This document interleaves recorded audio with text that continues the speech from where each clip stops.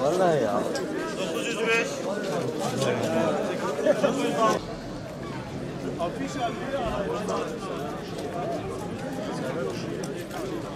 Beyanlarda yaş sınırı 28, jortu, epileka, zlamajı, sivşeş, jortu.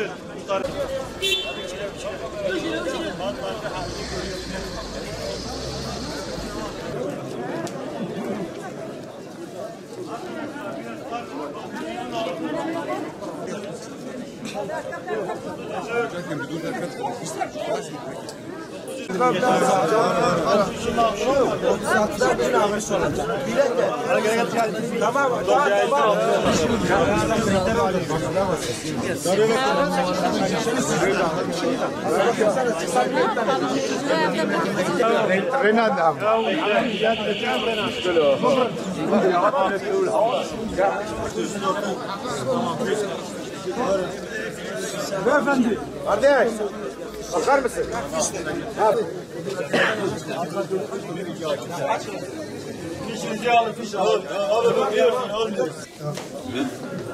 Bize göre, ekonomistlere göre çalışmak isteyip, iş arayıp da iş bulamayanlara biz işsiz diyoruz. Dolayısıyla burada ikiye ayırmak gerekiyor. Çalışmak istemeyip de evinde oturup işi olmayan insanlar eğer iş aramıyorlarsa bunlar bize göre işsiz sayılmıyor. Tabii bunların bir diğer kısmı vardır, iş beğenmeyenler. Tabii bunlar belli bir kendilerine hedef koymuşlar, belli bir iş hedefi koymuşlar. O işler, o pozisyonlar olmadı mı çalışmıyorlar.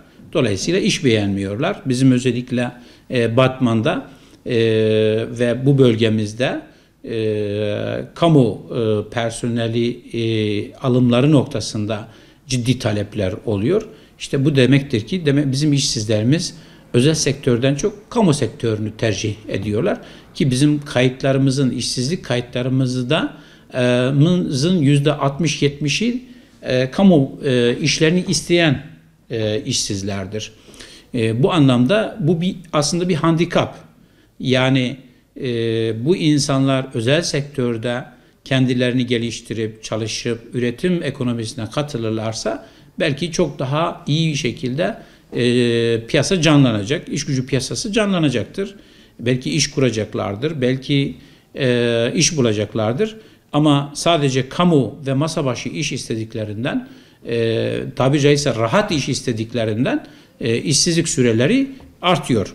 İşveren açısından da işsizlik nedenlerine baktığımızda işveren Batman'da, özellikle Batmanlı işverenlere söylemek istiyorum, elini taşın altına koyup üretim ekonomisine geçmek durumundalar.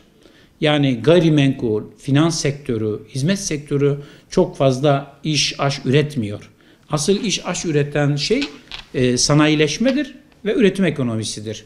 Bu açıdan eğer işverenlerimiz sanayileşmeyi, Batman'da üretim ekonomisini canlandırırlarsa, başta Batmanlı işverenlerimiz, ondan sonra dışarıdan gelen yatırımcılarımız yatırımlarını büyütürlerse elbette ki iş arayan da istediği pozisyonlarda iş bulabilecek ve bu arz talep dengeleri sağlanmış olacaktır.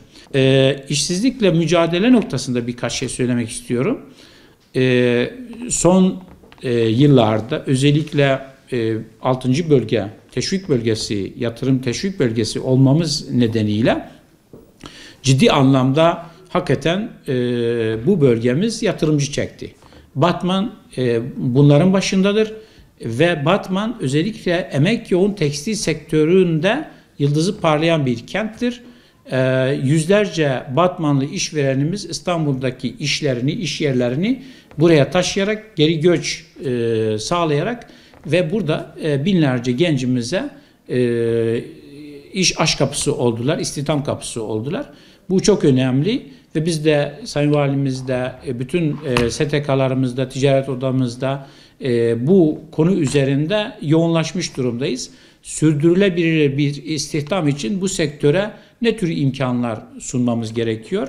Onun üzerinde tartışmalar var ve gerek yer konusu, gerek nitelikli iş gücü konusu, gerek bunları daha fazla büyütmek, markalaştırmak adına kurumsal çalışmalarımız sürüyor. Nitelikli iş gücü yetiştirmek için projelerimiz var.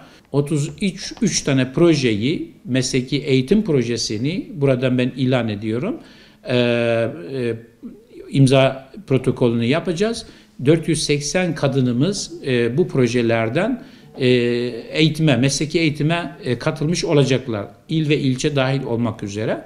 Buna 1,5 milyon kadar bir de kaynak tahsis etmiş olduk bu durumda. Bütün kaynaklarımızı seferber ediyoruz. Yani Aile, Çalışma ve Sosyal Hizmetler Bakanlığı'na bağlı bir kurum olarak, İşkur olarak geçen sene 100 milyonun üzerinde, eski parayla 100 trilyon üzerinde bir kaynak harcadık. İşsizlik nedenlerini biz sayarken siz hatırlattınız, iyi oldu. Köyden kente göç veya kentten kente göç, Batman bu anlamda son zamanlarda ciddi anlamda göç alan illerimizden birisi. Çünkü gelişen, hızla gelişen, ticaretiyle, ekonomisiyle, nüfusuyla hızla gelişen bir ilimiz.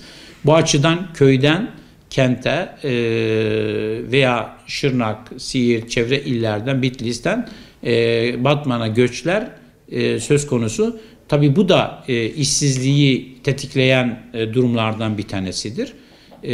Artan genç nüfus oluyor, iş gücüne yeni katılımlar oluyor. Bütün bu nedenleri bir araya getirdiğimizde elbette ki işsizlikle mücadelemizin de çok daha güçlü kaynaklarla sürdürmemiz lazım ki bu teşvikler, bu yatırımlar bunun içindir. Ve gençlerimize iş imkanları sunmak içindir. İstihdam seferberliği teşvikleri olsun, diğer teşvikler olsun. Eğer göç eden insanlarımız İşkur'a kayıtlarını yaparlarsa ve iş talebinde bulunurlarsa tabii kendi pozisyonlarına, eğitim durumlarına, mesleklerine göre çeşitli işlere yönlendirilebiliyorlar.